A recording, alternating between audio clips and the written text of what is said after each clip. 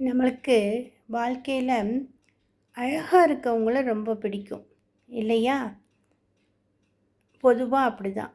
அழகாக இருக்கவங்கள எல்லாருக்கும் பிடிக்கும். அதுதான். ஆனால் நல்லா யோசித்து பாருங்க. நம்மளுக்கு பிடிச்சவங்க தான் நமக்கு அழகாக தெரிவாங்க. பிடிச்சவங்களும் அழகாக இருப்பாங்க இல்லையா? அழகுங்கிறது கண்ணால் பார்த்து தீர்மானிக்கிறதில்ல, மனசால் உணரப்படுறது. பிடிச்சவங்களாம் அழகாக இருப்பாங்க. இது மனதால் உணரப்படுறது. அதனால தான் பிரச்சனை வராமல் இருக்கணுன்னா சிலவங்கள்ட்ட பேசுகிறதுக்கு முன்னாடி நல்லா யோசித்துக்கணும்.